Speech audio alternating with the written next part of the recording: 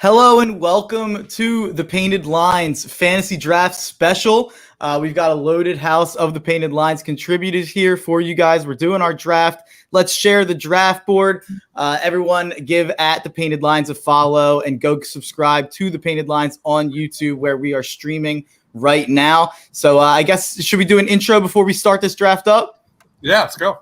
Send it around the room. The guy you just heard right there is Mr. Crockpot. Dives, how we doing? I'm doing well, man. I'm one of the partners here at the Painted Lines. I'm happy to join. I am not a fantasy football guru. I am doing this. I am winging this. It's going to be a ton of fun. You can follow me on Twitter at Mr. Crockpot. Party on Broad is my Philly sports podcast. Check them out. Check it out on Twitter at Party on Broad. And of course, my main man Loretto and I do the Suit Up Geeks podcast where we do everything Star Wars, Disney, you name it. So What If reviews coming tomorrow. Cannot wait. At the Suit Up Geeks on Twitter. What's up, guys? And up next, we have Brendan Riccardi. Brendan, how we doing? How we doing? Just want to put that it's Riccardi. Just to clarify my that. bad. Just gotta try and sound like as Italian as possible when you say it. But what's going on? I just joined the Painted Lines to do Phillies and MLB stuff. I'm currently a senior at Penn State, broadcast journalism major, and I play club baseball up here. So that pretty much fills up most of my time that isn't this. Barstool athlete right there talking. And up next, we have Lo. We have at Marcellus Durden on Twitter. So, Lo, how we doing? Hello. Greetings to all you guys over there in Pennsylvania. I'm from California, Bay Area, born and raised. Diehard Niner fan. Sorry, guys. But normally I'm a cinephile. You can follow me on Twitter at Marcellus Durden. I talk movie nerd stuff, and I co-host the Suit Up podcast with Dives up there. The Suit Up Geeks, follow us at the Suit Up Geeks on Twitter. Well, a lot of people don't realize, though, is I'm actually a big sports nut as well. So I've been playing fantasy football since 2005. Dives shot me the invite and couldn't pass up the opportunity to hang out with you guys. So thanks for having me. I'm excited to get this going. And up next, we have the Krell bomb himself, Austin Krell. How are we doing? Doing well, people. Can't complain. He is not happy with the 10th pick, but I'm sure we'll get into that later. Up next, we have Joey D. Joey D, how we doing? I can't wait to pick a team that's going to be up in flames by week 3. But I'm happy to be with you guys, though. Travis Etienne, first round.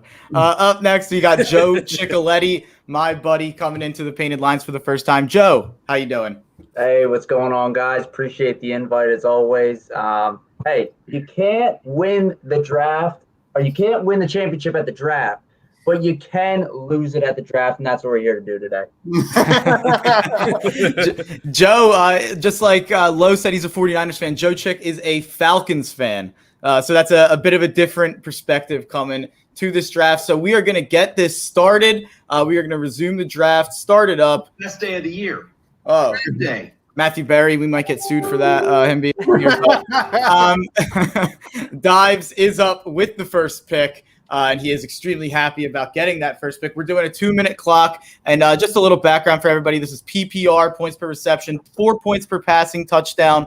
So 6 points per rushing touchdown for the quarterback. So that's why those rushing QBs might go a bit higher. But Dives, start us off with the first pick. Christian McCaffrey is going to be my selection. You know, it's the usage rate alone, running, receiving, all of that. You know, I've got to go with Christian McCaffrey. He's a no-brainer for me. And I don't even play fantasy football. And I want to show a little love to my man, Matt Rule. Temple tough, Temple pride, baby. Love me some Matt Rule. I'm happy to select Christian McCaffrey, number 1, baby.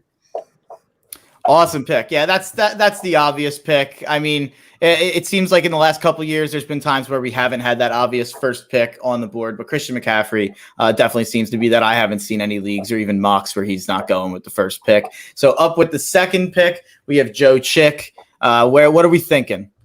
Well, the selection he made makes my pick even easier now. You know, you got the 1 is CMC, the 2 Dalvin Cook. If you want, you can flip-flop either one. Cook's an incredible back. I'm a Penn State homer. I do like Barkley a lot. Just don't trust him at all this year. Don't trust that O-line. I definitely don't trust Danny Dimes. I'll tell you that. So we're going to go Dalvin Cook here with this pick. Anyone have any opinion on that? All right, yeah, I think Dalvin Cook is probably the consensus pick there. I think he's right. I wouldn't even look at Barkley. I think Kamara and Henry are really that. I think there's a top 4 with that: McCaffrey, Cook, Kamara, and Henry. And I would rank Cook second as well. So that would be the pick I would have made as well there. And with the third pick, we have someone that's not on the stream. I believe this is Charm City Headline, Ravens fan. Is a new addition to the Painted Lines contributor who's going to be covering the Baltimore Ravens. So I'm expecting Lamar Jackson right off the board here with the third pick. No, probably not. It would be very on brand for him to do that, but. So I believe let's try to get a listing here of the picks. With the third pick, we have Ravens. With the fourth pick is Red Zone Rebels. I'm not exactly sure who that is. Let me try to. I have a better way to do this. Probably Dives' second team that he created, so that way he can just trade with that team. Whoa. No shenanigans over here, Austin. There's no shenanigans. I just get W's. I'm a big conspiracy theory guy, so I'm all into looking more into that to see if it's actually true. That's Justin. That's Justin Persichetti with the fourth pick. With the fifth pick is Brendan Riccardi. With the sixth pick is Shane, who will be auto drafting. I believe he set some pre-draft player rankings. With the seventh pick, I believe that is it's Thiago. The eighth pick is Eagles Access. The ninth pick is Joey D. Yes, sir. The 10th pick is Austin Krell. The 11th pick is me. And the 12th pick is Lowe. And the third pick, Saquon off the board. I don't love that pick. I got to be honest. I like Joe said earlier, you can't win the draft or you can't win the league at the draft, but you can lose at the draft. I even shortened that out. You can't win the draft with your first round pick, but you can lose the draft with your first round pick. And I would just be kind of nervous to invest a first round pick in Saquon, or especially a top 3 pick in Saquon, considering he's missed more games than he's played. But the talent is undeniable. He's obviously a fantastic player. Brendan, I know you're a Penn State guy as well. Do you have any thoughts on Saquon this year? I think it's just more about the rest of the Giants than it is about him. Like you said, the O-line's not great, and I don't know. I'm not sold on Jones. I don't think it could be his fault, but I wouldn't take him like in the top 3. Yeah, I'm definitely in the same boat. I'm a bit risk averse, especially when it comes to in the first round. So we have Justin on the board. Justin, I think he's watching. He's welcome to join at any time, obviously. But he covers the Blue Coats for us at the Painted Line. So everyone go give him a follow at Justin Persichetti. There he made his pick, and it is Derrick Henry. That's a good pick right there. Derrick Henry is just rock solid. He's won plenty of people their leagues over the last couple of years. So yeah, that makes perfect sense. I ended up with him in the 4th pick in my biggest league this weekend. So yeah, Derrick Henry is probably the safest guy among that top. He doesn't catch the balls that a Kamara or McCaffrey or Dalvin do, but he's going to get great touchdown production, and I can't see Tennessee going away from him, even with A.J. Brown and Julio Jones in the lineup. The 5th pick, Alvin Kamara, that's a great pick right there. I think he's the top 3, top 4 player, even in the new situation with a new quarterback. And then I'm going to skip this pick because is he in here? No, he's not. So I'm going to pause it and skip it. So you can just skip people or skip picks? Yeah, and that'll auto draft for them. That's wonderful. Well done. For sure. So we're going to resume. Welcome to the best day of the year. That's going to getting everyone 5 is a steal. Let's be honest here. Yeesh, Kelsey in the 6th overall. Yeah, he's ranked 6 overall on ESPN. I probably have him ranked closer to 8th or 9th. But Travis Kelce is he's such an advantage at that position. Yeah. I'm not someone who would love to take a tight end in the first round. A couple of years ago, I would have thought that was like madness. But with the consistent production, Travis Kelce's broad and his durability, and obviously he's a sure thing in a Patrick Mahomes offense. So I completely get why Travis Kelce is ranked that high. Not to be the guy that's complaining, but I was kind of hoping he'd drop. So to see him auto pick at the 6, it's like, Oh, for sure. No, I completely understand that. So we have, we have Thiago on the board here. I don't believe he's in the chat, so I'm going to skip these next 2 picks here.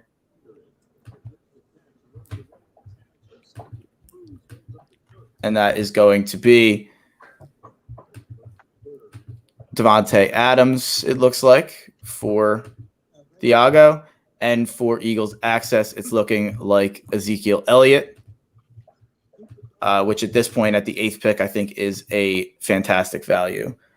So let's resume. Everyone hit mute on your on your ESPN fantasy thing up in the top right corner. If you By don't the way, mind. I think Eagles access is actually picking. So. Okay, then I can undo that. That's my bad.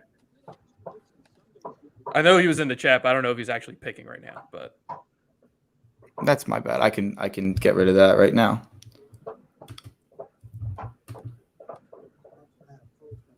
And we're up.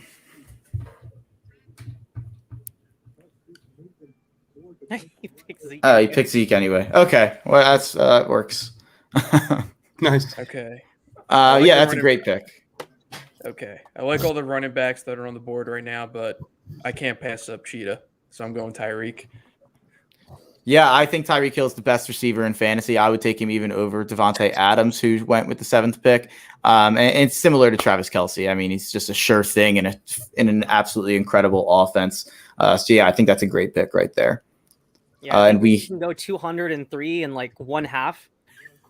That's otherworldly. With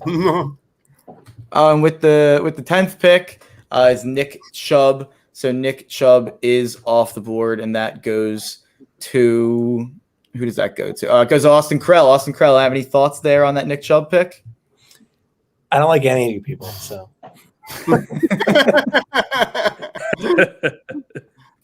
It is early to not be liking anything on the board, but I am ecstatic here with my pick at 11. I get a guy who I have ranked 5th overall. So I get Aaron Jones, who I view as one of the safest guys in fantasy.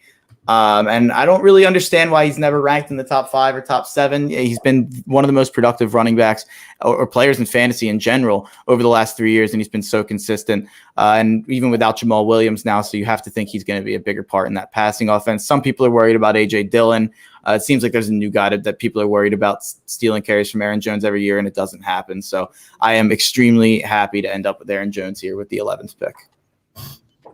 Awesome. I am also happy. So I'm going to close out the first round here, guys. I don't want to bite into the hype because everybody and their mom keeps talking about how Ron Rivera thinks Gibson's the next Christian McCaffrey, but the proof is in the pudding. I mean, he scored double-digit touchdowns last year. He was a wide receiver coming out of college. He has the skill set to and the size to do what Christian McCaffrey does. So with the final pick of the first round, I'll take Antonio Gibson.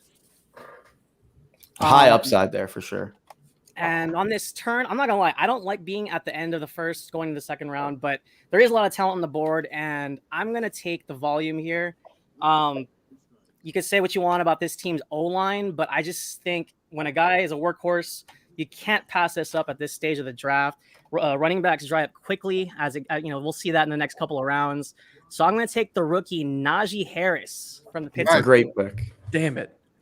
That's it. Well, you don't have to worry. You don't have to say damn it because he would have been off the board if he was there for me with this pick here. So that makes my decision a lot easier. I would have had to decide between Eckler and Najee. I probably would have went with Najee, but I'm still happy. I get the guy who I believe I have 8th ranked overall in Austin Eckler, who I absolutely love in a new offense, hopefully a better offense than the Anthony Lynn run offense, and with a Justin Herbert who gets a full offseason under his belt with Austin Eckler and the first team. I think that the Chargers are primed for a big year offensively, and I think Austin Eckler is a huge part of that. And similar to the reason that Lowe mentioned, running back is going to dry up really fast, so I'm happy to get 2 running backs here to start off the draft.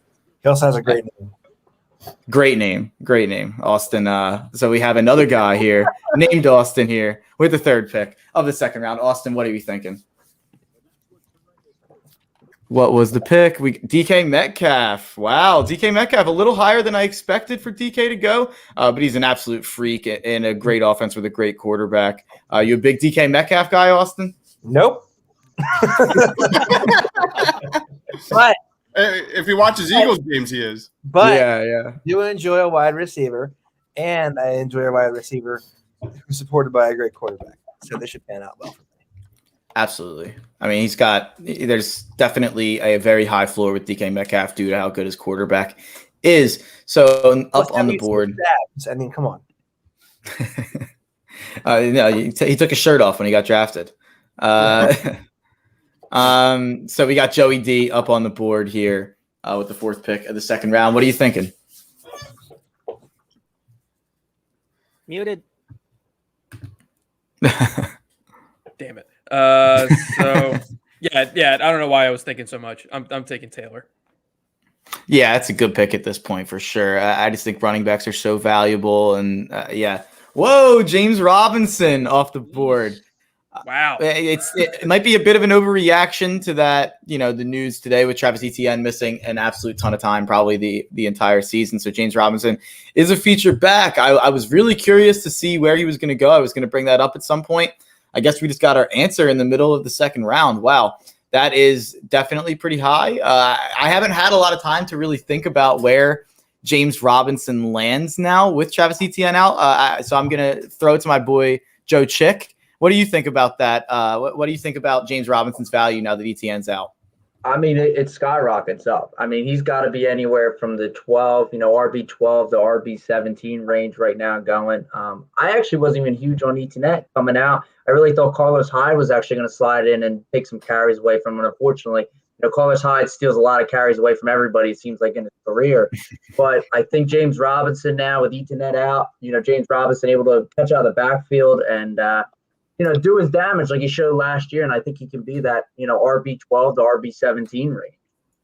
Yeah, for sure. No, it's definitely, and it's definitely, we've talked about it a couple times already. Running back is so weak that when you get a guy who you really think can be the bell cow in an offense, you have to kind of pounce on that. So we are winding down here, 36 seconds. So I'm gonna go ahead and make this pick. And it looks like that is going to be Stephon Diggs. And then we are going to make another pick here. And that is going to be DeAndre Hopkins. So those receivers are off the board. And we resume with Brendan. Brendan, what are you thinking here going into the second round pick? I don't really love any of the running backs here. So I'm pretty much just looking at these receivers.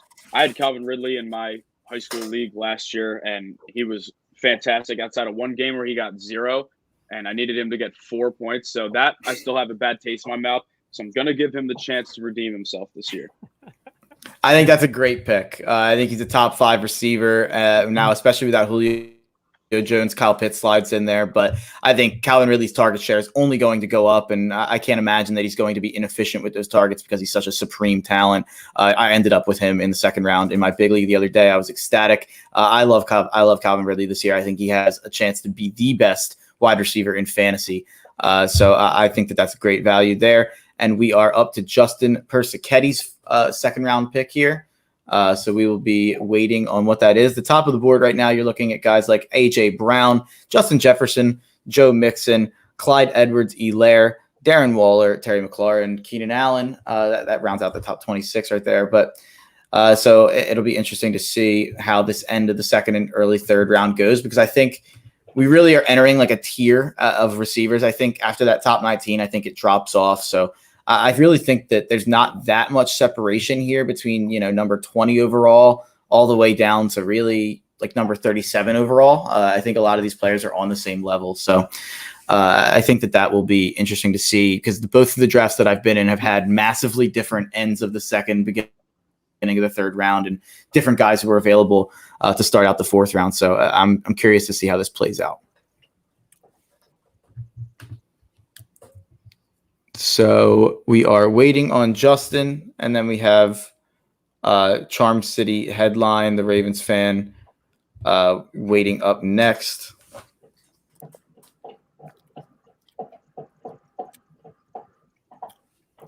How many people have won their leagues among us before? I've won a league or two in my time. Not as many as I should, considering the amount of leagues I play in. But My team fell apart last year. Like I was starting James White as my RB1 by like week 10. Yeah, 4-time champ Dibes. I finally won the league that I run. It was my 10th year anniversary this year, but I finally won last year. That was probably like my Everest in terms of fantasy football. It's a $100 league. Some of my friends have been playing from high school, and felt good to take that one because they always talk shit that I never win. So Justin went with Justin Jefferson. Oh, Justin Jefferson off the board. Yeah, that's a good pick right there. Obviously, Eagles fans. A lot of us in the stream are Eagles fans. We all know, we are very well aware of just how good Justin Jefferson is. We don't need to be reminded. So he does have a shoulder injury. We're not quite sure, how healthy he's going to be. It does seem like he's going to play right away in week 1, but I have no doubts that Justin Jefferson's going to be a stud again next year, or this year, I mean. But I have a little bit of doubts that he can really do. I think that Thielen, Irv Smith, Dalvin Cook are all going to eat into those targets a bit more this year. And defenses are going to focus on Jefferson a bit more, but he's still well worth a pick here outside the top 20.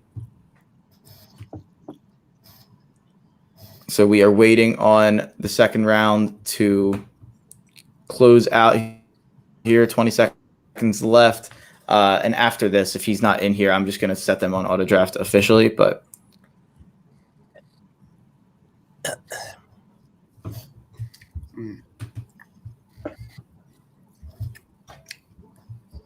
All right. Put him on auto draft and making the pick, which is AJ Brown. So AJ Brown off the board and resume. Joe Chick is up for his second round pick. Joe, what are you thinking with what's on the board here? So Mixon seems like always the great idea. And I'm going to tell you what, I went to the grave way too many times with Joe Mixon. I will tell you that. They have drafted him maybe 4 to 5 straight years at one point, and the man just never produces, it seems like. So I'm going to move on from Mixon here, at least at this point in the draft.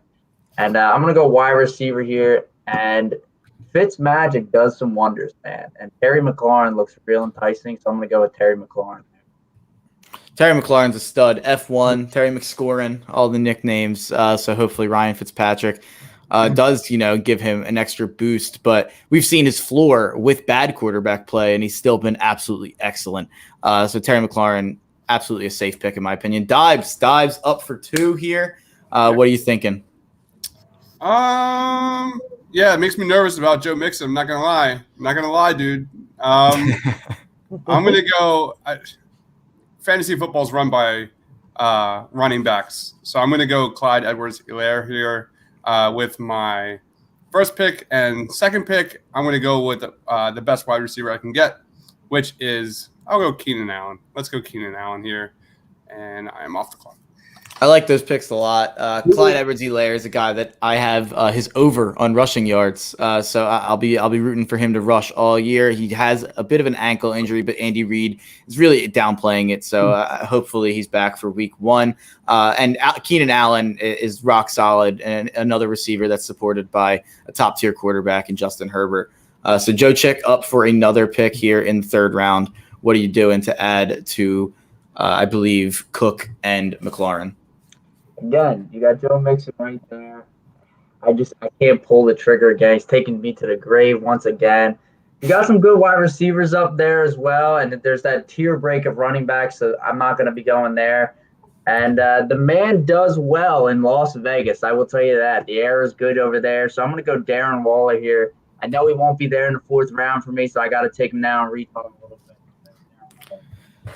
Yeah, Darren Waller's a guy who I've kind of risen on all offseason. Like, I think when the offseason started, I was looking at him as a late third, early fourth round pick. But as we've gotten closer, and as you look at the receivers in that Raiders team, Darren Waller, his target share is not going anywhere. He is going to get peppered the ball from Derek Carr because he needs to, because he doesn't have anyone else to throw it to. So I think it's a safe pick because he's going to get a ton of targets, and he's just extremely important to his team.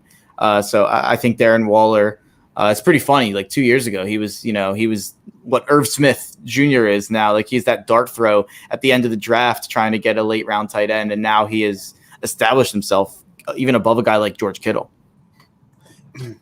I would like to propose a trade. Mixon is off the board. Mixon is off the board. What's your trade, Austin? It's a pick trade. I will trade 28th pick in this draft for my third round pick and my sixth round pick. Well, he's not here. That's Justin. Fuck.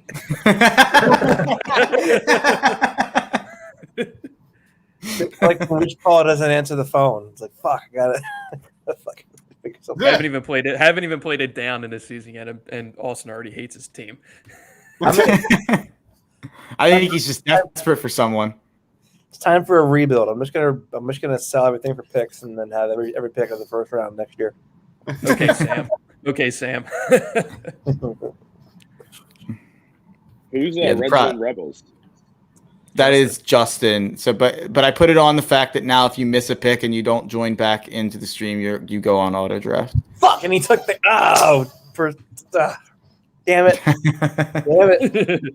Yeah, no, honestly, auto pick kills value because sometimes, like in a real league, people would let guys drop, but with an auto pick, it won't happen. There's not much more I hate out there than auto picks. Personally, it grinds my gears, as I was saying on a podcast that had me on this week. So we have Brendan up for his third round pick, and let me check out what Brendan's got working with. He's Kamara and Ridley. Oh, he takes my guy, Allen Robinson, my wide receiver 6. I've ended up with him in all 3 leagues that I've started with so far. So I'm happy now. At least I guess I won't have him in 4, but I think he's going to be absolutely fantastic. And similar to McLaurin, he's got that floor. We know what he's done with bad quarterback play, and you have the upside of a guy like Justin Fields hopefully coming in and making him an even better player. So I love Allen Robinson. I think that pick's fantastic. I got to get my Penn State connection somewhere. It's true. And I think like you said, I mean, he's had horrible quarterbacks his whole career. Fields is the most talented that he's played with. It's just a matter of time. And even if Fields doesn't go in right away, Andy Dalton's going to just force feed him to try and stay in anyway. So I like it either way. I agree 100%. I messed up. I didn't mean to make that pick. I can undo it. Yeah, I didn't mean to make that pick. Whoops. Your Hertz car rental, right? No, I'm a Slim Reaper. Okay. Just you can't take Mahomes though. No. I wasn't. No. All right. There we go. Back up. There we go. So let me run down the picks that we missed there for a second. We have after Allen Robinson, Mike Evans auto draft to Shane, it looks like, and then CeeDee Lamb, a pick I absolutely love. I believe that's an auto pick as well. I think CeeDee Lamb's a great value at this point, and I'm already kind of freaking out about the receivers that are there. But Amari Cooper was the next pick by Eagles Access. That's not a pick I like as much. I'm not quite as high on Amari Cooper. So yeah, we are waiting for Joey D's pick and his reasoning. Joey, what are you thinking? Yeah, we're in the next tier of our running backs, and how do you go from I don't like that pick to I had to think about this now? Well, because I picked the guy that they picked the guy that I didn't want to pick, and the reason I did that is because the guy that I want to pick is right here. I'm going to take J.K. Dobbins. That's a good pick. I like that pick more than Montgomery personally. Yeah, I think J.K. Dobbins is a great pick. Mahomes goes right off the board, right behind him. So I'm in a tough spot here. I'm going to reach a little bit on a guy just due to, in my opinion, upside. He was on pace for a classic year for him last year. I'm going with a Hall of Famer in Julio Jones, reaching a little bit because I think he's got way higher upside than a guy like Thielen, a guy like Godwin with an AB and Evans in there, or even Tyler Lockett with DK, Deontay Johnson with the 2 receivers he's with, Cooper Kupp with Robert Woods. All those guys have so many. I know that AJ Brown is in that Titans offense, but I think Julio Jones was on pace for the same stuff that he does every single year. And I think that he could shine in that Titans offense for sure. So I'm happy to get Julio Jones there. I would have loved Allen Robinson, though.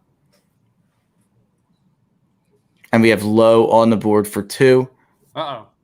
All right. This is a really interesting spot. And just for the sole reason of knowing the auto pick's not going to let one of my guys fall, I'm going to go a little bit safe with my wide receiver 1. I think with the huge monumental trade that was made, I think Stafford's going to elevate this offense by miles. And I think a guy like Bobby Woods is going to benefit from that. He's a sure-handed, excellent route runner that I think Stafford can take advantage of, and he'll get peppered with a ton of targets. So in PPR, he's a safe receiver at this range. I'll take him at the end of the 3rd. Starting off the 4th, I am going to reach a little bit, and don't call me a homer, guys, but I think the ceiling for this guy is we don't even know yet. But I like his talent. He's got a lot of speed, a lot of yards after the catchability, and I think whether it's Trey Lance or Jimmy G, I think this kid's going to eat. He ate when Kittle and Debo were there, and I'm going to take the young Brandon Ayuk. Yeah, I like Brandon Ayuk a lot. He was the guy who I wanted the Eagles to take when they took Rager, even though most people wanted Jefferson. I actually love Ayuk. I think he's going to be great. My only concern from a fantasy perspective when we're talking about this high in the draft is just that George Kittle and Debo Samuel are going to be very important parts of that offense, and I'm not quite sure how much of a passing offense it's going to be, but I have no doubt in the talent with Brandon Ayuk there. He's an absolute stud. And I'm kind of looking at the board here. I really don't like the receivers very much. And I think at this point, it's a value. I've notoriously not been a very huge fan of this guy, and I've kind of killed him at times as an Eagles fan. But running back is not very deep, so I got to make the pick here, and I'm going with Miles Sanders to add to my first 2 running backs off the board to add to Aaron Jones and Austin Eckler. So I'm really happy with where my team's at. I'm going to have to really, pick for depth at that receiver position later on, but I feel really good about having 3, in my opinion, top 15 to top 17 running backs. So I had to make the pick with Miles Sanders there, who I'm not really concerned about his competition for touches personally. And then David Montgomery comes off the board with the next pick on an auto draft, and Joey D is back up again. What are you looking at here? Let's see. I'm pretty set at running back. So I don't think I'm going to take Dre. Went to high school with him in case anyone didn't know that. Even though I say it every single pod I go on. So actually, I didn't. I'm gonna go with DK's teammate Tyler Lockett right here.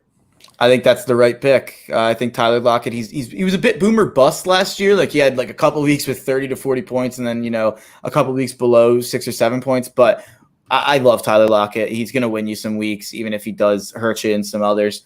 And hopefully that offense, quote unquote, let Russ cook. Hopefully they embrace that. And if that's the case, then Lockett and Metcalf. I think it auto drafted for me, but I'm in. Oh, okay. Let me pause it then. That's weird. So undo the Chris Godwin pick. Oh, that's pretty funny. Another Penn State guy, but I know. That's not who I wanted, yeah. It read your mind. No, I'm joking. So let me resume. All right, so the reason I'm not taking Godwin is because I feel really good about having Calvin Ridley and Allen Robinson already at receiver, and we're running out of guys that could be top level running backs. I'm going just based on upside Chris Carson because I think Seattle's offense might run a little more this year. I think getting him at 44 is pretty good value that he could be a good RB2. Yeah, that's really good value. I see Joe Chick down below smiling. Was that who he was targeting? Yeah, I mean, a lot of people aren't huge on him. And when he plays more than 14, 15 games a year, he's set for over 1,000 yards, man. And it just shows. I mean, unfortunately with him with injury history, but when he plays, man, you know what you're going to get out of him. It's a good pick, man. Yeah, I like it a lot at this point. He's definitely my favorite running back on the board. So I think that's a great pick there. So we're up with another with Justin Persichetti.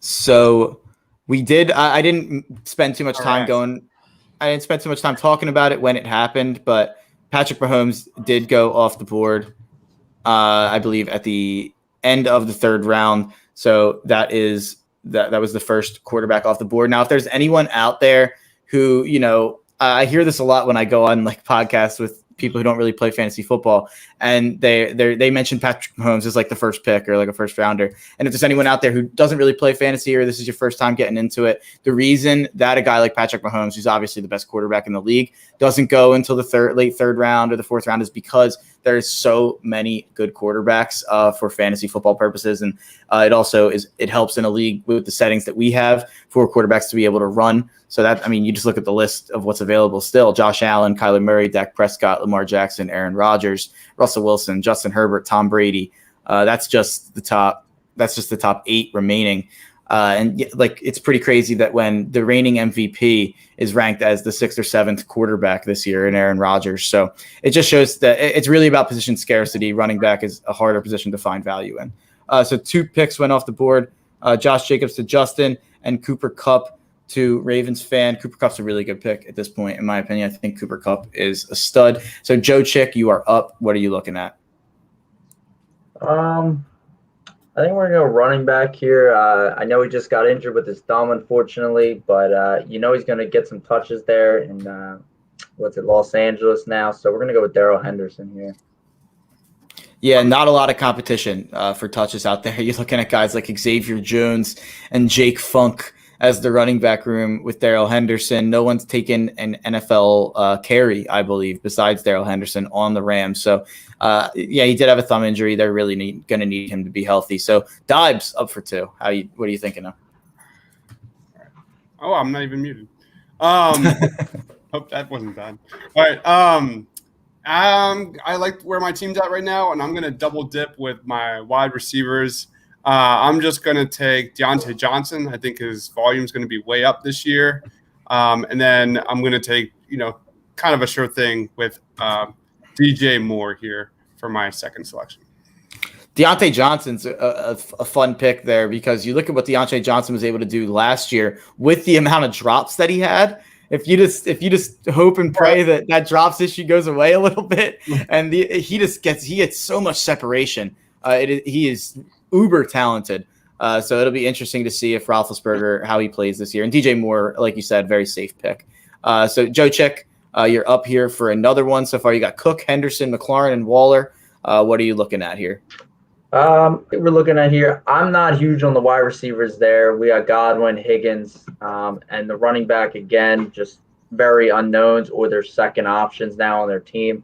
So I'm actually going to go quarterback here. A lot of my leagues, I got Josh Allen, so I think I'm actually going to change it up because I did see the rules is 4 points per touchdown as well. So if I'm looking for a running quarterback here, so I'm going to go Kyla Murray with this pick here. Yeah, the sky's the limit for Kyla Murray. Before his late season swoon a little bit for fantasy, he was just as good as anyone out there for fantasy. So just like you said, the 4 points per passing touchdown really does lend itself to these running quarterbacks like a Kyla Murray or like a Lamar Jackson or even like a Josh Allen. Josh Allen does run a bit himself, but Kyla Murray obviously gets you a bit more on the ground, as does a Lamar Jackson, as does hopefully Jalen Hurts.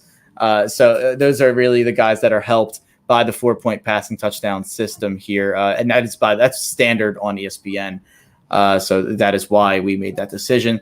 Birdman says, "What's up, fellas? What's up, Birdman? What's up, Eagles Uncensored podcast? Thank you guys for tuning in."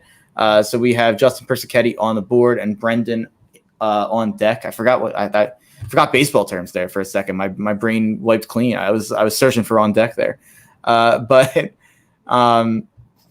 Yeah, by the way, just a report here, since this pertains to fantasy football a little bit. Jameis Winston has emerged as the favorite to start in New Orleans. That's not really breaking news or anything. If you watch the highlights from their game yesterday, Jameis Winston looked a lot better than Taysom Hill. and I am not a Taysom Hill guy, so I'm happy to see Jameis get a chance. And even if he's bad, he's the most fun type of bad there is in football. He is fun to watch, and hopefully he helps out the receivers in New Orleans. You know, Mark, I kind of forgot about Marquez Callaway after last night's performance. I should have took him instead. I think you'll have plenty of chances to take Callaway, but he did have a crazy catch. A lot of people are very excited about him. I went on a podcast last night with John Jansen on Fox PHL Gambler, and one of his questions was about Marquez Callaway. Like, he was basically like, "Am I going crazy getting this high on Marquez Callaway after that touchdown with Jameis and how he's looked in the preseason?" And I kind of told him he was, but I get the excitement, especially with the Michael Thomas. We don't know what's going to happen with him. So, Brendan, what are you doing here with your 5th round pick? You've got 2 running backs, 2 receivers. You can really go any way here. I was actually thinking about taking Josh Allen. That is not the case anymore. I'm thinking I want another running back just because after that it kind of completely dies down. I'm going to bank on the fact that there's enough running opportunities in Cleveland for Kareem Hunt and Nick Chubb to both be successful. And if Chubb were to ever get hurt, he becomes an immediate RB1. That's for sure true. And Kareem Hunt was actually more, when I was really diving into the numbers, he was more productive than I thought, even in the games that Chubb was around. So he could be even a value with Chubb in there. So Chris Godwin was, Josh Allen was the 4th pick of the 5th round, then Kareem Hunt, which Brendan just made that pick. Kenny Golladay to Shane, Chase Edmonds to Thiago, and then Odell Beckham to Eagles Access, which I actually really like that pick. I think Odell Beckham has really high upside, and I know Joe Chick does too, so I'll let him go off a little bit about his guy Odell. Yeah, dude, what's there to say? Same thing as Chris Carson, man. When he plays, you know what you're going to get out of him. I mean, just in terms of talent-wise, you could argue him being a top 5, top 7 wide receiver in the league in terms of just straight talent. But when he plays, you know you're going to get 1,000 yards and hopefully 6-7 TDs out of him. That's what I fully expect with him with the Browns this year. And Joey D makes the pick there with Lamar Jackson. That's a very good pick at this point, in my opinion. Explain your reasoning a little bit there, Joey. Just because I know he's going to go off, and I needed a quarterback, and yeah, I see the wide receiver, running back depth starting to shrink down a little bit, so might as well fill in the quarterback slot right now. I am a big Lamar Jackson guy, as you can see with my Louisville jersey here. So I can't be wearing that to root on Lamar. I was going to throw it on there if he made it back to me here in the 6th round. But yeah, that's a great pick right there. He would have been my pick for sure. But I have a guy that I'm really hoping doesn't go. He did not go. Matthew Stafford. That is the pick. And I really like Matthew Stafford. I do think just because with McVay's offense, I think they're going to run a lot. So I'm not quite sure that he would have been my quarterback that I would have picked, but I have him as the MVP. So I guess, what am I really saying? You're just jealous, Mark. That could be true. So I'm going to make a tight end pick here. I'm going to go with my guy that I have many a times. Dives has heard this many times when we were talking about the draft prep. I think Kyle Pitts is the greatest tight end prospect in the history of football, and that is evidenced by the fact that he's the highest drafted tight end in the history of the NFL draft. So I love Kyle Pitts. I think he's going to step right in and be absolutely productive. So I'm happy to take him here in the 5th round. So we have Low for 2. All right. I am ecstatic. I did not think this kid was going to fall, but the incumbent starter for this team is a 28-year-old running back who's probably on his last legs. So I liked what I've seen so far in preseason. I know that doesn't mean squat, but I also like his tape from college. I'm going to take another rookie, Javonte Williams. I'm glad he fell to me. I think he's going to run away with the job and be really productive for this Denver offense. And not to double dip, but one of the reasons why I didn't mind gambling on Ayuk, because I knew he wouldn't come back to me in this stage.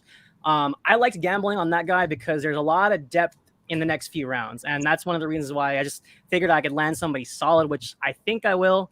I don't mean to double dip on this offense, but like I said, I like the talent, and I'm rooting for Teddy Bridgewater, but Drew Lock didn't look too bad either. So hopefully if Drew Lock can get his head off his ass, or Teddy Bridgewater, I'm happy to take Jerry Judy here. A little bit of an injury concern for me with Cortland Sutton. I heard he doesn't have the same step I think Jerry Judy is a great talent at this stage in the draft.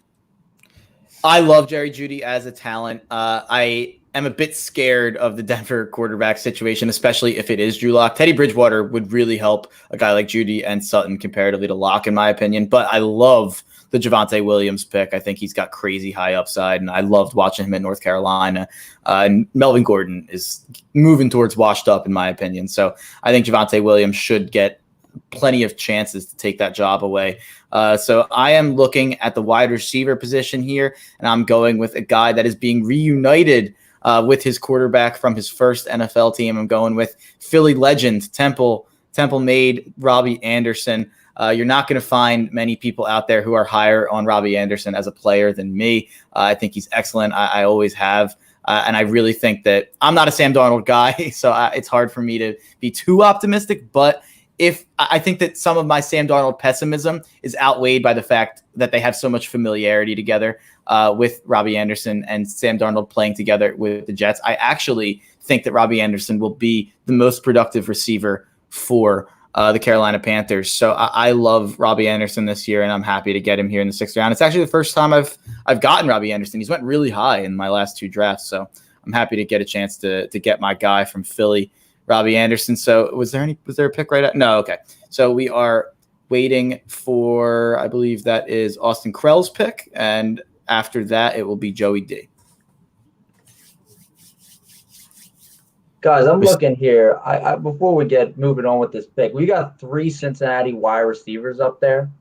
Who are you taking out of this bunch? You got T. Higgins, you got Tyler Boyd, you got Jamar Chase. I want to open it up here. Out of them 3, who are you taking first? Well, I'm taking Higgins right now. So there we go. Oh, there it goes. I did see a stat on T. Higgins earlier today. Let me try to find this. I should have it right here. He was really, really good with Joe Burrow in the lineup. I believe he was top 10, top 15. When Joe Burrow was in there, T. Higgins was an absolute monster. Let's try to while I look for it. I think there was another pick after that.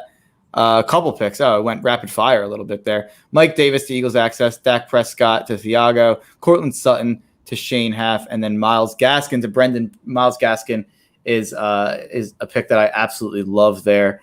Okay. Higgins was wide receiver 10 in the games that Joe Burrow played. So I would agree that T. Higgins is probably the best option. Jamar Chase has a lot of upside, but T. Higgins is probably the most sure thing.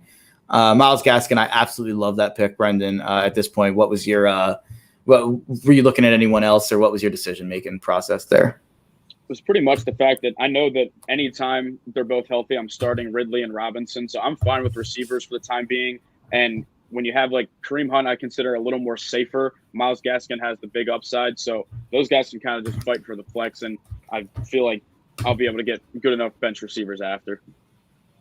Yeah, no, I definitely understand going heavy on running backs in these early rounds and beefing up on receivers, in the 7th through 10th round or whatever it may be. And I am also happy that we haven't went too overboard with quarterbacks. No one's taken a defense or anything. So I was in a draft yesterday that went absolutely haywire. So things are actually I think Devonta Smith is a great pick at this point by Justin, even if it's a little bit of a reach on ESPN's rankings. I think Devonta Smith has a more sure path to targets than anyone else that's available at the wide receiver position. And I'm obviously extremely bullish on the talent. So Devonta Smith is a great pick there. Wait, Justin took Devonta? Yeah. Nice. That's a good pick. Logan Thomas with the next pick. I'm not huge on Logan Thomas. I think last year might have been a bit of a phony season, but it looks like everyone on my team has a week 13 bye. Not in regards to the Bengals, 3 players. I have a question for you guys. I feel like the guys that opted out last year, it might come back to bite them in the ass. You know what I mean? It's a whole one thing to take a year off of football from the college level and then play with guys in the NFL. You know what I mean? I think Jamar Chase showed a little bit of rest in that preseason game. So. For sure. That's definitely something to factor in when you're looking at a guy like Jamar Chase or anyone else who opted out.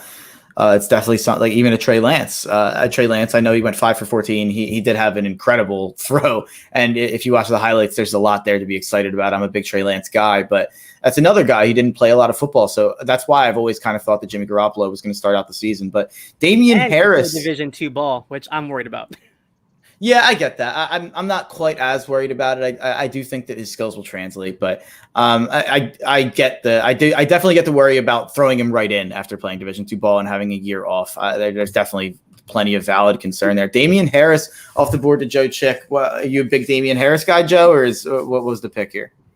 Just more of a depth piece at the running back position for me there. You already got Cook. Not really sure what's up with the thumb for Henderson. And, when you get a running back in Bill Belichick's offense, you never know what's going to come out of it. So you might as well just take a shot in the dark. So.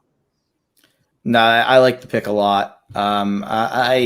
It's the Patriots running backs. I'm never going to be all in on a guy because just like you said, it's hard to know what's going on in Belichick's offense.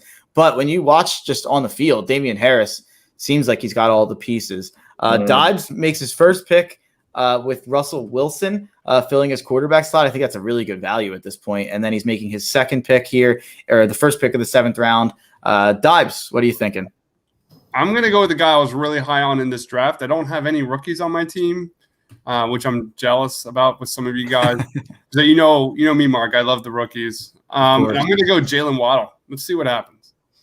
Yeah, I know Field Yates, an ESPN fantasy football guy who's one of my go-tos.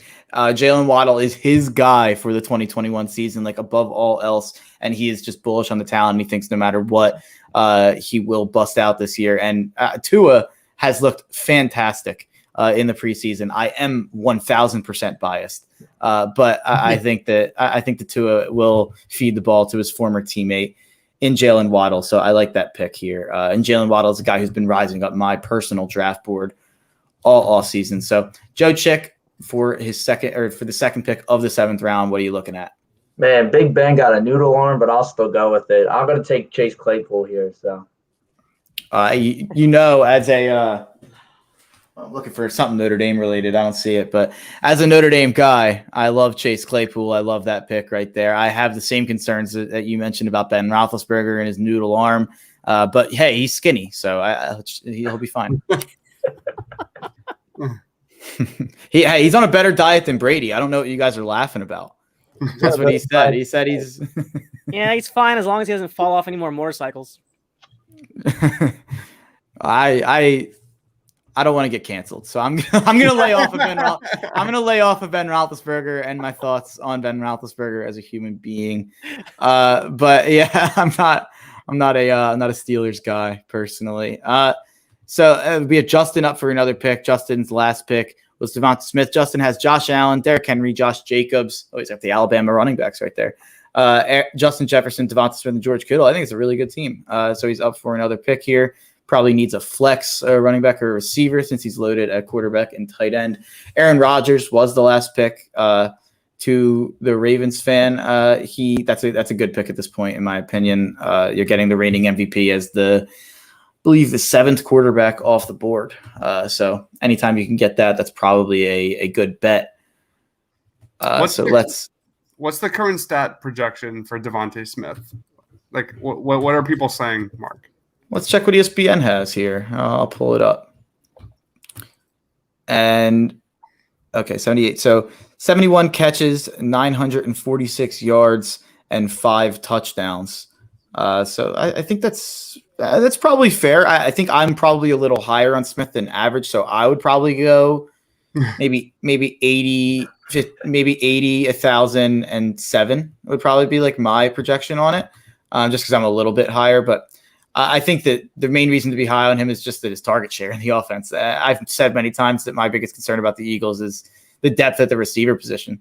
I just put out a 10 guys to look out for Eagles draft in 2022, and it brought me to Derek Stingley, which then brought me into Devontae versus Derek Stingley videos. I watched so many, he just completely destroyed Derek Stingley. I cannot wait for Devontae this season. Stingley had a rough year this year. It's crazy that everyone's just accepting that Stingley's physical profile and his freshman year was so good that he's still like a top 3 pick, but he was not good last year, especially against guys like Devonta and Jalen Waddle. And he definitely got burnt a lot last year. So it'll be interesting to see, but it could just be, a testament to how ridiculous Devonta Smith is, like you said.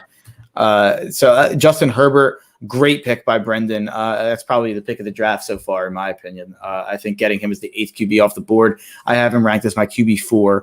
I think Justin Herbert is in for a huge breakout season. Juju, Corey Davis, Raheem Mostert, Laviska Shenault. Joey D picked Raheem Mostert. So you have any thoughts on that Raheem Mostert pick, Joey? Yeah, just fortifying the running back depth. I feel like that was a good snag to make right there at that pick. For sure. He's in a Shanahan offense, so you're not going to get too much argument out of me.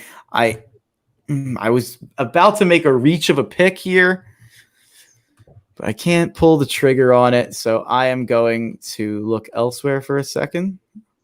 Running back is a wasteland already. It's looking like. So I'm happy I loaded up with 3 running backs, so I'll probably end up taking 2 receivers here. I know that it's been a rough training camp. We've talked about it already. Maybe it will hurt him having sat out last year, but I'm too much of a believer in Ja'Marr Chase as a wide receiver to let him pass here in the 7th round. A guy that was going in the 4th round earlier this offseason. And I think it could just be a lot of overreaction to one preseason game. So I'm going to take Ja'Marr Chase happily here. And we have Low up for 2. What are you thinking, Low? Not going to lie. Some of my guys literally went right before me. And I'm not tilting, but I'm a little like, that's probably where I was going to go. Especially my team name is Thou Shall Not Pass. Laviska was someone I really like, especially in PPR formats. He's going to get carries. He's 6'2". He can catch, red zone targets as well. I think with Sunshine at the quarterback, he could do a lot of things. Since my guys are gone, I also wanted Corey Davis. I think Zach Wilson's going to trade. That would be nice. No, that's all right. I'm just going to load up and not worry about this position anymore. So first off, I think this guy is extremely underrated because I think he's pretty much going to take over Jamal Williams' touches, but he's also going to do a lot more with it, especially at the goal line. I'm going to take A.J. Dillon here. And again, I don't want to hear the homer stuff, but in a Kyle Shanahan offense and with Raheem Mostert almost hurt every single season, I really like the rookie we took, 6-foot Trey Sermon from Ohio State. I think he's going to be a stud once he gets back on the field. I think he's going to finish really strong. He'll probably take over the starting job before the season's over. Nice pick. That was my guy. Dives and I are big Trey Sermon guys. My first pod. Oh, that was Hey, he's a bruiser, man. I haven't seen a guy run like that for us since like Frank Gore. I love it.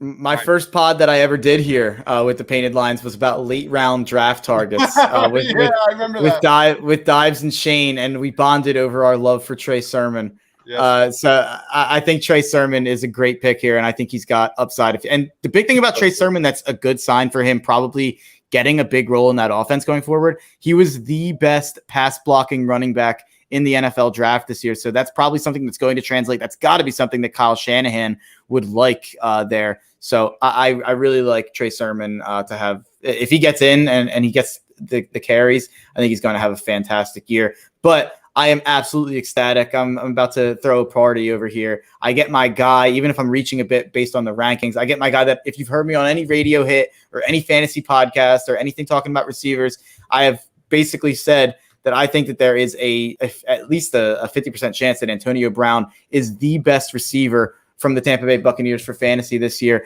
He was the best receiver when all 3 were healthy together last season, and he really ate into Chris Godwin's work. So I absolutely love Antonio Brown. I think Tom Brady loves to Antonio Brown, as is referenced by the fact that he let him stay at his house and has basically demanded him in his last 2 teams. I think Tom Brady recognizes just how good Antonio Brown still is, and I think a lot of people have forgotten.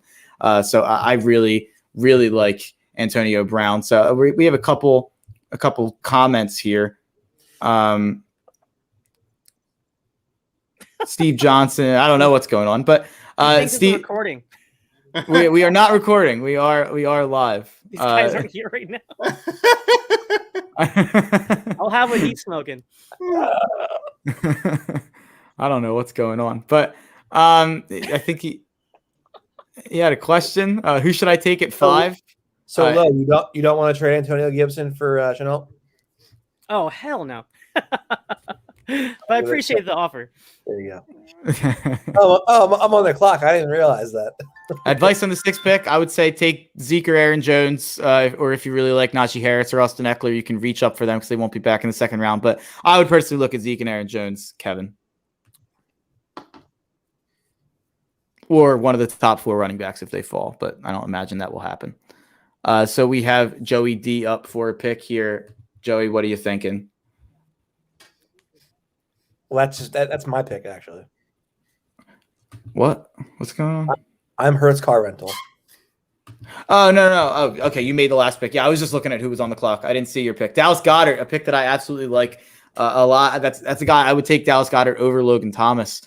Personally, I think that you look at what he would have had prorated if he would have played a full season last year. He would have had a better season than Logan Thomas, and he would have been a top 6 tight end.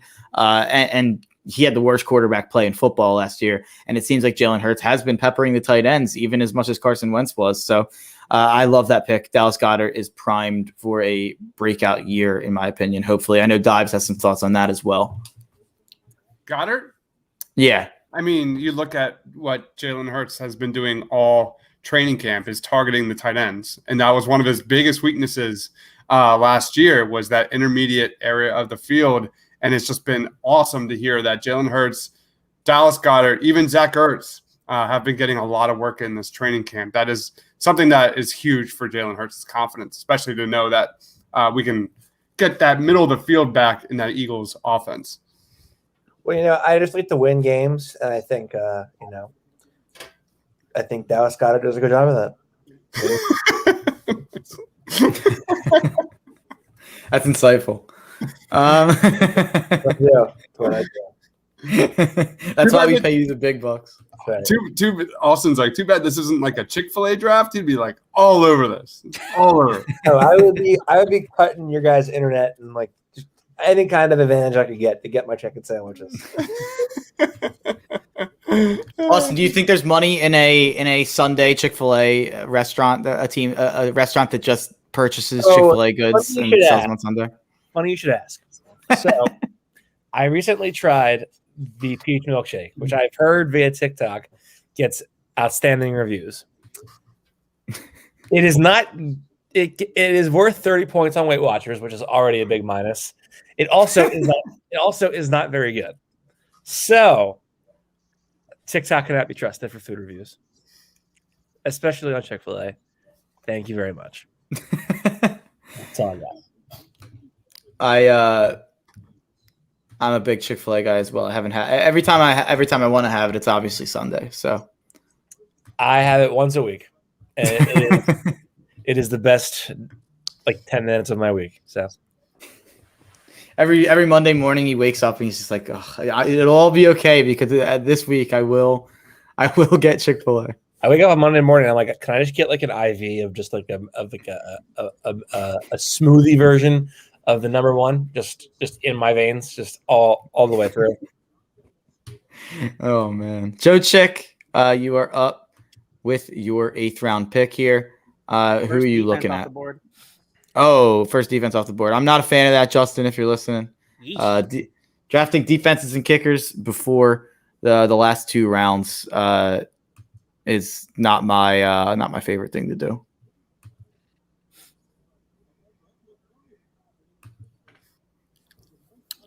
Stop talking Chick-fil-A. Who the hell is this guy? I know. I think they're 10 years old. It's that, dude. Listen, if you don't like Chick-fil-A, you can. I will stand on my ground. Popeye's chicken sandwich is definitely better. It's not. Chick-fil-A sandwich. It's not even a question. I haven't even had it, but I know it's not better. I've never had Popeyes. I need to get there sometime. I've never had it. Oh man, it's so good. I'll second that, Dives, man. There was lines around the block for some of the Popeyes out here. So, actually, I was really impressed with the new McDonald's chicken sandwich, which sounds crazy, but I had it the other day for the first time in years, and I was like, "What is this?" It was delicious. It was kind of like a nice marriage of Popeyes and Chick-fil-A. So it's got the buttery and it's got a little bit of the spice. So Deebo Samuel was Joe Chick's pick there in the 8th round. Dives is up for 2. What? I'm up already? yeah. Jesus. Dives has 3 running backs, 4 receivers, and a tight end. I think I have a feeling where I think Dives is going to go here, but let's see. Man, I'm definitely. I didn't know it was that fast. All right. You still have a minute on your first pick, and then you get another 2 minutes for your second pick. All right. I like my depth at wide receiver.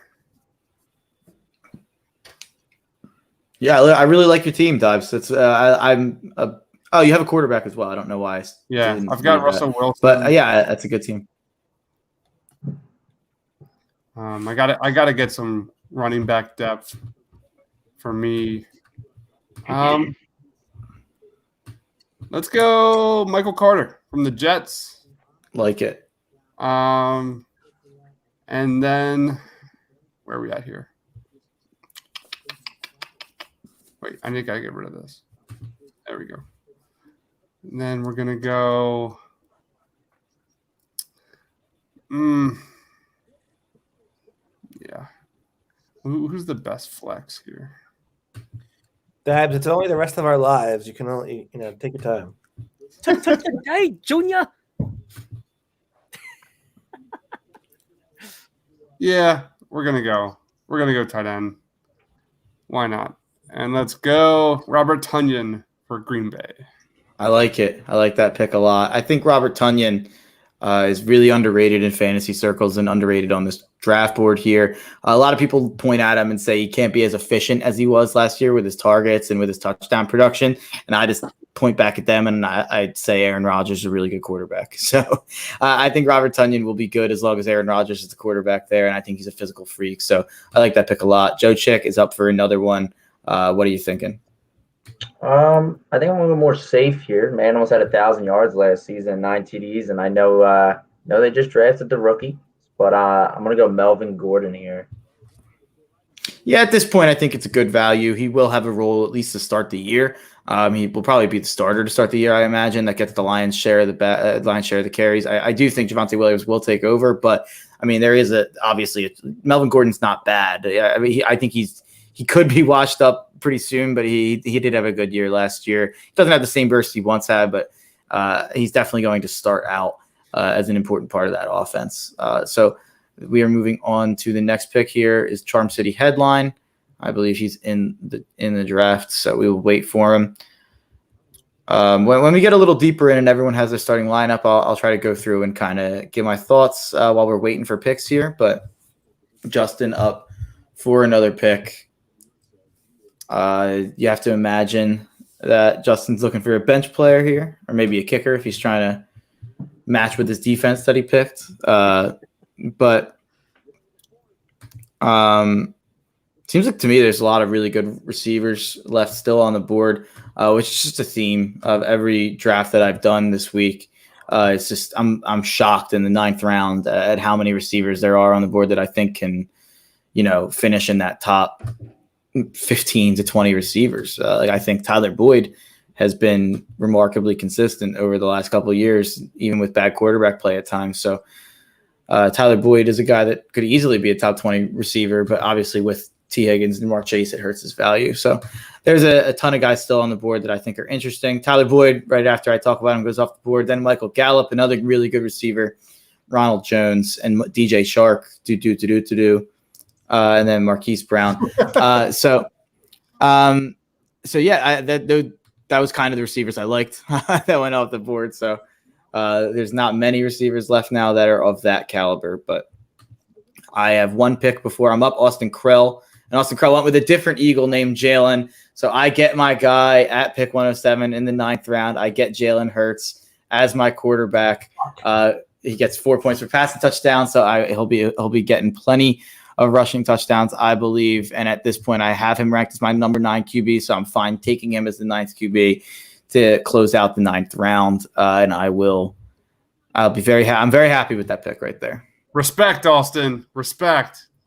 Yeah, Dives. What's your projection for Jalen Reagor? Like stat wise? Yeah. Jesus, man. that range is all over the place. 90 catches, 1,500 No. yards. No, I'm just joking.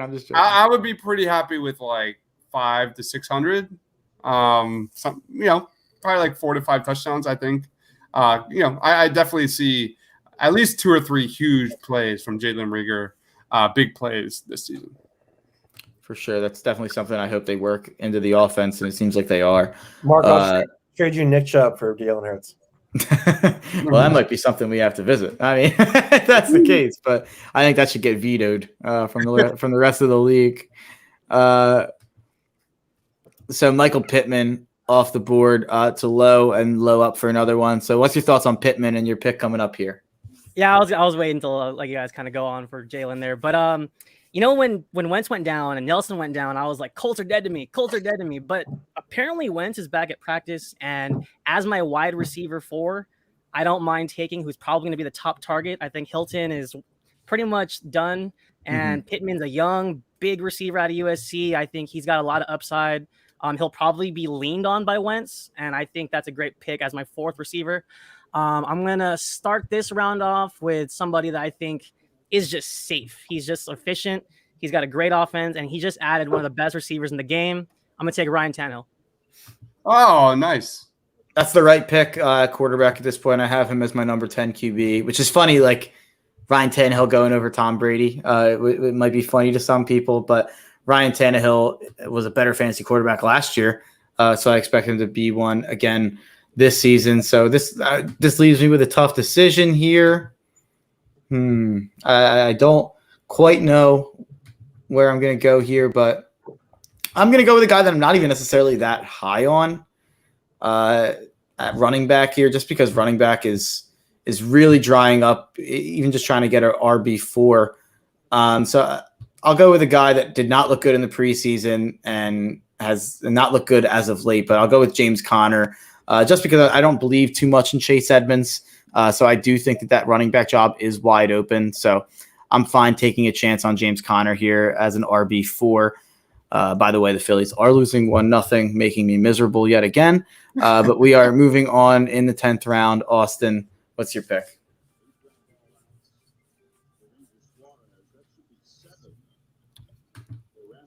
Trevor Lawrence. I absolutely love that pick right there. This is again, like Allen Robinson. This will be the first league I don't end up with Trevor Lawrence. That's a great pick. I think he's going to have a great season, even without ETN and even with some of the negative discourse that's been around them because of a preseason game where they couldn't score like that matters. But yeah, I love Trevor Lawrence. I think he's going to be fantastic this year. Anyone else have any thoughts on Trevor Lawrence? I'll trade him for you.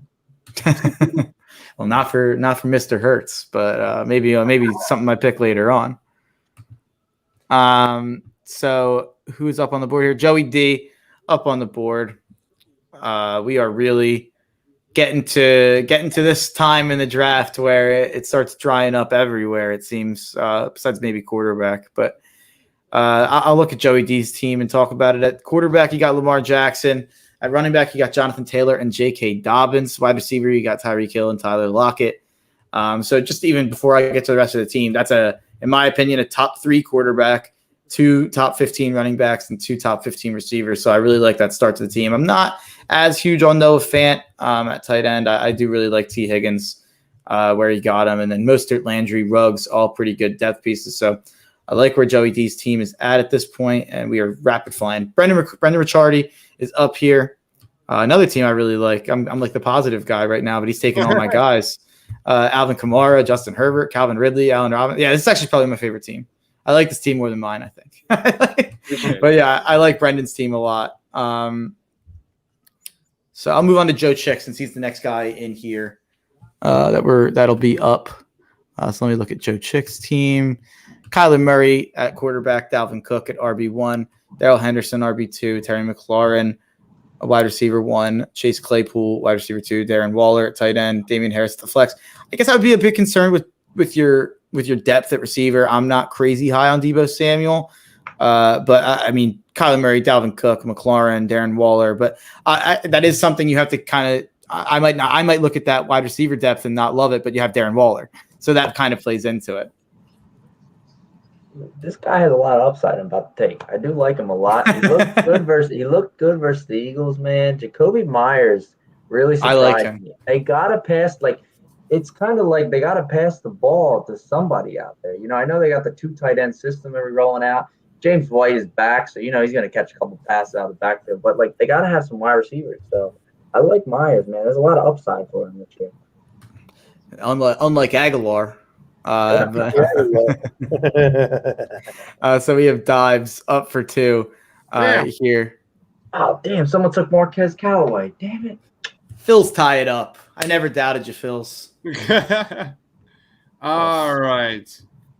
I'm going to go for more running back depth here. And I'm going to go Phillip Lindsay for my first selection. And then next selection might be a little bit off the board here, but I'm a believer. Call me the Ted Lasso of this year's draft. I'm going to go. I will not do that. I'm going Joe Burrow. Joe Burrow for a sneaky start here or there. I like that. That's a good value at this point. Burrow was looking fantastic before he got hurt last year. There's been some conflicting reports in training camp, but I think he'll be absolutely. I think he'll be great this year. You look at his offense: Joe Mixon, Jamar Chase, T. Higgins, Tyler Boyd. I like Joe. Just out of curiosity, I don't watch Ted Lasso. What's the Ted Lasso Joe Burrow connection? So Ted Lasso is like the main character of the show. We just finished the first season, and it's absolutely amazing. So Ted Lasso, the head coach he's a football coach, and he goes overseas to coach soccer, football, and he's like the most positive person ever. Like he's just super optimistic. No matter what you do, no matter how far you put him down, he'll always overcome it. That's why I'm saying I'm the Ted Lasso. What do you have above his office? He has a sign. Believe, baby. Yes, and I do believe that Joe Burrow is going to overcome that offensive line. Oh yeah, that's definitely the worry with that offensive line there. But yeah, everyone loves Ted Lasso. I wanted to get some clarification. That's like it's amazing. We finished the first season last night, and it was like stone cold amazing. You have to. Yeah, people love it. People absolutely love it. I'm definitely gonna check it out at some point. Probably post football season would be my guess. Just knowing where my time's gonna be for the next 6 months. But 6 months is probably strong. Probably I guess it is 6 months. But yeah, we are in the 11th round. Making pretty good time. Hour and 15 minutes in. I know that I think I see Lowe shaking his head. He might disagree with me there, but no, I'm pissed because I waited too long. Yeah, that'll happen. Tight end starts going really fast, and then it goes on a run once you get to these, Higbee or Smith, high upside, late dart types. But yeah, this has been pretty efficient in terms of time, which is always good. I've been in some long drafts so far this year, so. And we should speed up as we get here to the bench guys, defense kicker rounds. So, yep. There's definitely still some interesting guys on the board. I'm checking to see what's up with Curtis Samuel. I know he's hurt currently. Ron Rivera's not giving much information. I do know he has a knee injury. He's questionable for week 1. But at this point, that's probably a pretty good value. I'm going to check out Mike Williams, see why he's at the top of the board here. What was the Mike Williams year? Said for the last 8 years. I know. Talk about a guy I was wrong about in his draft process. That receiver class has turned out to be really, really disappointing. I think that's Laquan Treadwell, Corey Davis, Mike Williams. Mike Williams and Corey Davis are average players, but certainly not what they were drafted to be in the top 10. That's been a disappointing wide receiver class for sure. So we are up with Austin Krell's pick, and then me, and then Lowe. So I'm really hoping Austin Krell doesn't take a certain player. Is where I'm at right now. So try to read my mind and snag him from me. That's impossible to do. This mind is a fortress. You can't get in here. I can barely read my own mind. Randall Cobb, that was not my guy. So I get my guy in Mecole Hardman. Mecole Hardman, I don't think he's a very good football player. I don't think he's all that good.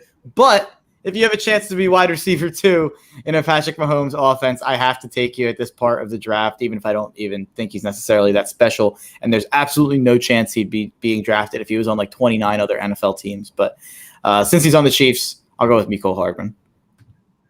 And Lowe is up for 2. All right. So this guy, he's a burner. He's got a lot of speed. And last year he had a lot of bad luck, a lot of uncatchable balls. So believe me when I tell you, I am rooting for Justin Fields to hit the field and open up the ceiling for Darnell Mooney. Man, I really waited at tight end. I am disgusted right now with what's left. There's a couple of sleepers there, but I'm most likely going to stream the position at this point. I mean, it's like just take your pick, whoever falls into the end zone. But you know what? I think who I'll take just because I trust the offense. Kevin Stefanski was previously Minnesota, and Kyle Rudolph had a lot of great years there. And I don't love this guy, but off the play action, and I think Baker finished the year strong last year. I'll take Austin Hooper. I'm just throwing darts at this point. So hopefully he scores a couple touchdowns for me. So now I'm in a tough spot here, looking at backup quarterback, and every part of me wants to take Tua. I want to take Tua, but I can't do it. I can't pull the trigger. I'm going with a safer option, going with a guy with a different bye than Jalen Hurts, since Hurts and Tua are both bye 14. I'm going with Matt Ryan. I think with Calvin Ridley and with Kyle Pitts, I think there's a certain floor. And if something were to happen to Jalen Hurts, or if Jalen Hurts is not what he's cracked up to be or gets hurt, whatever it may be, I'm pretty positive that Matt Ryan will be a top 15 QB. So I like that floor for him. So I'm fine taking Matt Ryan here as my backup QB. Joe Chick's making faces down there. How do you feel about that as a Falcons fan? Ooh, top 15, man. You're reaching there. Wait, no, I did not mean to do that. I'll undo. I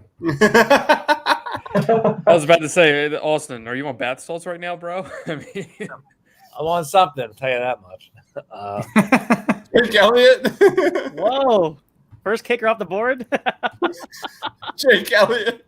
Is that, did Howie Roseman just hack into our fantasy league? Yeah, exactly. Feeling risky. I chose a very similar player, though. You know what, Mark? Since you didn't take a chance on Tua, I'm taking a chance on Tua. Ooh. Hey, man, I love it. That's a good pick. Take 2 at ease and call me in the morning. He's definitely on something. I liked that. That got me. I don't know. I like that. Devontae Parker, good pick after that. That's an auto pick. I'm giving the computer props here. I don't know. I'm drunk. I don't know what's going on. I'm not drunk, but I'm like complimenting the computer here. Gronk, that's who I was going to say. I didn't want to say it out loud while Lowe was looking at the tight ends, but I would have personally went with Gronk just because of how good he was down the stretch. I know OJ Howard is there, but I think Gronk will end up being a top 15 tight end just due to touchdown production. My thing is with Tom Brady. Mouths to feed over there, man. For sure. I think Godwin and Evans are going to eat it up, and then whatever is left over for AB and Gronk, we'll see. Yeah. I think that it's going to be kind of a week-to-week thing with Tampa, as it kind of was last year. Yeah. It really seemed like there was a game plan issue, and wherever Arians and Brady thought they could, pick apart the defense that week was what they went with. So I imagine it will be a similar situation. So we're moving. Compared to I agree. Evan Ingram, I don't know. I just feel like the upside, we know what the Giants' offense is going to be. I think Gronk's has the better chance of being elite. I agree with that for sure. So Nelson Aguilar off the board. Wow, Justin Persichetti. Love his Eagles. Yeah, Eagles legend Nelson Aguilar. Oh, you like that? I love that. Kirk Cousins.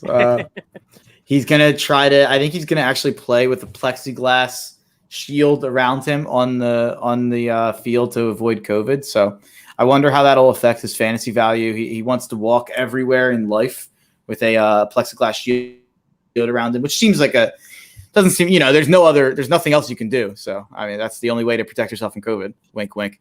So we're moving on to Dives here for 2 picks. Dives, what are you thinking? Hunter Henry, just give me some tight end depth. Why not? We're in the back end. Great last name. I have no clue what to do here. I'm just gonna pick the best available player. I'm gonna pick. Oh, I like Rondell Moore a lot. Get your rookie fix. I know, that's exactly what I'm thinking. Not a good pick. Don't do it. God, Dallas Goddard, if he gets hurt and you have Zach Ertz as a redemption year, that could be kind of interesting. I just took a tight. Oh, you mean Marshall Mathers? Oh, the hair is so bad. It's so bad. And I have a Zach Ertz jersey. Like, he's probably my favorite player on the Super Bowl team. I love Zach Ertz. The hair's inexcusable. If I pick Zach Ertz, it's bad vibes for Dallas Goddard because I'm then hoping Goddard gets hurt. I can't do that to my soul. Jesus, I don't know what to do. Yeah, fuck it. I'm just gonna go T.Y. Hilton. T.Y. Hilton could be the number one receiver there. So even if we're not too high on T.Y. Hilton, it could just be a good situation for the guy. So Joe Chick up for his 13th rounder. I'm gonna be that guy. It's time for a kicker. Yeah, now it's fine. I think at this point you're allowed to do whatever you want. Like, it starts to get there's not much there at this point for sure. So I'm also going to do something here. 45-second time clock here. Nice. For picks. I probably should have. I honestly completely forgot that was an option. That probably definitely should have been done a half hour ago. Yes. If I was a better league manager, that would have happened a half hour ago. But you ruined it. You ruined it, as Vince McMahon would say. How many teams make the playoffs in this league? 6. I believe it's just standard ESPN fantasy settings for everything. It should just be the standard ESPN, which I believe is a 16 playoff. I remember a couple of years. No, go ahead. So once we get to the finals, we should have the 2 people that are in a live streaming like during one of the last games of it. I think that could be entertaining. Yeah, if it's like Sunday night or Monday night and a player needs 10 and they points. both have players or something. Yeah, I remember last year to get to the championship, I needed 5 points from Eric Ebron on Monday Night Football to get there in my highest stakes league, and he caught the ball, and I believe that gave me it's a PPR, so it's like a 10-yard catch to 2 points, and got hurt and fumbled on the play, his first play of the game, and then came out of the game. So that was the end of my season because Eric Ebron got hurt on the first snap. From the offensive from offense for the Steelers. It was heartbreaking. Oh, I'm up. I'm too busy explaining my heartbreak. But is my guy still there? He is. I'm going heavy on Falcons, Joe Chick. I'm going with Russell Gage. You son of a gun, man. I thought nobody was gonna know about him. I'm on top of Russell Gage. Russell Gage was better than people remember last year. 72 catches, 800 yards, 4 touchdowns, and that was with Julio Jones out there. He steps up into that wide receiver 2 slot. I wasn't even a lot of people are going to be surprised with him. That I think he can be potentially almost like near 1,000 yards. So. Yeah, it's not a crazy prediction. He had 800 last year. Yeah, he could definitely take a jump with Julio Jones leaving that offense. I know Julio only played 9 or 10 games, but still, low Trey Lance. Oh, he stole him from me. It makes sense. Obviously, you're a 49ers. I swear I'm not a homer. I swear. He was my last Are you sure about that? And Terrace Marshall Jr., another one of my guys. Yeah, his upside's immense, and when he does hit the field, he might be my starter. So we'll see. Well, if I can't get, oh no, Justin Fields is gone. I'm panicking. I'll go Giovanni Bernard.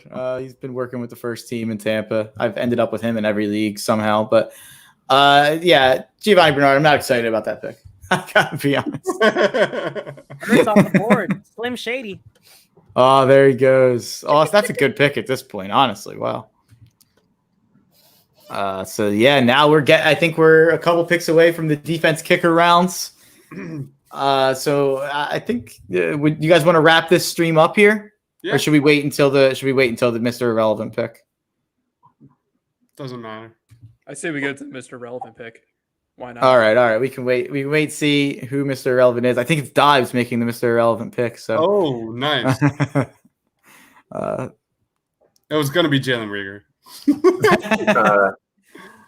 Might have to be his pal Quez. Don't bench give is huge, though. Don't give people ideas, Mark. This bench is huge, though. I usually don't play in leagues with a bench this big.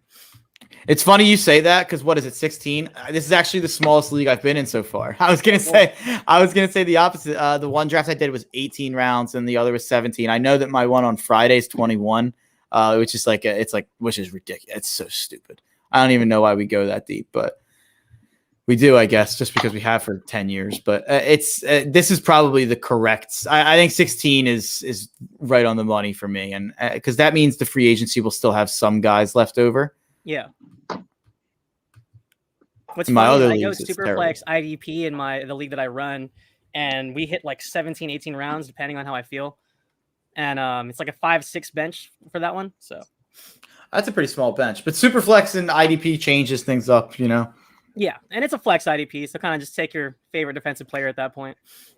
Do you like IDP? I don't play much IDP. Oh, I love it. I love it. And it really adds to the game if you want to nerd out with some of the stats. And linebackers are like kind of like the running backs of the defense. You know, they rack up tackles, and that's where you get a lot of your points. And the pass rushers obviously are like the money makers if you get a good one. So it really makes the strategy kind of adds another element to the strategy. So yeah, I haven't done an IDP league in a really long time. Maybe I'll do one this year just for fun to keep on the side. But I did one of my first 2 QB leagues the last couple of years, and that I'm starting to think that might be the way of the future here in fantasy football, because it kind of places importance back on that quarterback position. And there is part of me that does feel like, due to how important quarterback is to football, it should be just as important to fantasy football. Joe Chick, the league he is a part of that I help out someone with, is the 2 QB league I'm talking about. Joe, what do you think of 2 quarterback leagues? I like it. I mean, it puts more pressure on your draft selecting 2 solid quarterbacks, or it puts more pressure on you trying to find 2 decent quarterbacks that will hold it together. But still, then your other side, running backs, wide receivers, tight ends are more predominant, better than the rest of the league. I won that league. Won the league once and been in the championship twice on the side of that. And the league I won, I had Eli Manning and Mike Glennon running the show at quarterback. So that'll tell you a lot right there. Holy shit. I did have CJ 2K at the time, that's when he had that MVP crazy season. So that's when I won. But, there's other times where you'll have great quarterbacks that make it to the championship and still lose. That's the game of fantasy football. I always say it's getting to the playoffs is based on skill, but once you get there, all hell breaks loose. It's all luck, in my opinion. But this is a rant. You brought up Chris Johnson, so that made me kind of think of a question I was talking with my friends about. I think Damian Tomlinson and Adrian Peterson are the 2 best running backs I've ever seen in my lifetime. Who's the 3rd best of the last 25 years? Is it Chris Johnson? Is it Derrick Henry? I actually don't know who that 3rd guy would be for me. We're talking fantasy? Just in general, no, like running backs, just how good they were. I think Jamal Charles is up there for me. That's what my buddy said. My buddy said Jamal Charles as well. He was special in that conversation. He was really good. The first 2 names that popped in my head were Derrick Henry because of that playoff run a couple of years ago, and then Chris Johnson because of his short run. But it's tough to say because there's like Todd Gurley was on top of the world for like 2 years, but he didn't have that sustained period of success that a guy like LT or Adrian Peterson had. Marshawn was a dog too. Yeah, Marshawn he was pretty, like, I guess there was some longevity to Marshawn as well. Like, he was around for a good amount of time. So yeah, Marshawn's probably got to be in that conversation as well. Was fantasy football around during Marshall Faulk's tenure? Yeah, he was like one of those first guys that probably made people start wanting a PPR league. Marshall Faulk, dude, he had a few years that was just lights out. My dad mentioned him, I believe, when we were talking about names. I'll go with Brandon McManus. There's my draft. I finished it off with the Dolphins D and Brandon McManus, kicker from Denver. Justin says Derrick Henry. I think Derrick Henry definitely has an argument. I mean, he's his own back. Oh, Justin's in the chat, or Justin's in here now. What's up, Justin? Just popping in. I'm not gonna lie, I have been so stressed out during this draft. I've been so stressed. I like Dibes have not done a fantasy football draft in probably like 5 years. So I was stressed out this whole time. I like that Devonta pick you made. That was a good pick right there. Yeah, it's a bit of a reach, I think, for some, but I tried to go with a lot of guys that I think can possibly be the first to be the number one receiver at times for their teams. Even with that Nelson Aguilar pick, I know obviously not a popular pick, but I'm like, he has a chance of being the number one guy for the Patriots, so why not? Yeah, they paid him for a reason. I mean, I think it makes sense. Aguilar is definitely going to be fantasy relevant this year. He was very fantasy relevant last year. He was the most important receiver on the Raiders. So, and I thought you got Tyler Boyd at a really good value. Josh Allen was not the second quarterback off the board, so I think that's a pretty good value. So I think you did well for not having a fantasy draft in the last 5 years.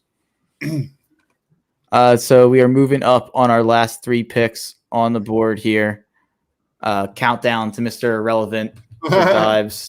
Rondale Moore went, and then Josh Lambo. Joe Chick with his last pick. Who you picking? Tevin Coleman. Tevin Coleman. He could be the starting running back for the Jets. He is the RB1 on the depth chart right now. So yeah, that Jets RB situation's wild. Who just picked Tevin Coleman? That was me. Oh, that's my buddy Joe Chick. He does a podcast called the Fourth Man Up Pod. He's had Mark Zumoff on, so I'm jealous. So he's it's a very good pod. If you're a golf fan or a sports fan out there, go check that out. So yeah, that's Joe Chick. Low key, I might have to make a trade with him because I have a lot of wide receivers and not enough running backs. You got it. Hit my line. I'm really happy. I'm really happy to announce Mr. Irrelevant as Boston Scott, because in the guts of the fantasy football season in November and December, guess who the Eagles play? The Giants twice. So I'm gonna have my flex guy. I'm hoping for another banger back-to-back weeks from my man Boston Scott. I gotta get an Eagle on here. The giant killer, Boston Scott, is Mr. Irrelevant. So that closes out the draft. So let's run down the line here for plugs. Dive, start us off. I am Mr. Crackpot on Twitter. Check out Party on Broad, all Philly sports. I'm joining Bird Gang 31 tomorrow to talk Eagles. It's going to be a lot of fun. I don't think I do have what's his face? I'm drawing a blank. To break down Jalen Hurts if he plays Friday. Wait. I have 2 kickers. Do you really have 2 kickers? That's awesome. I love that. That's great. You know what they say? If you have 2 kickers, you have 0. But yeah, follow me on Twitter at Mr. Crockpot. Check out our nerd podcast with my man Loretto. Oh, there he is.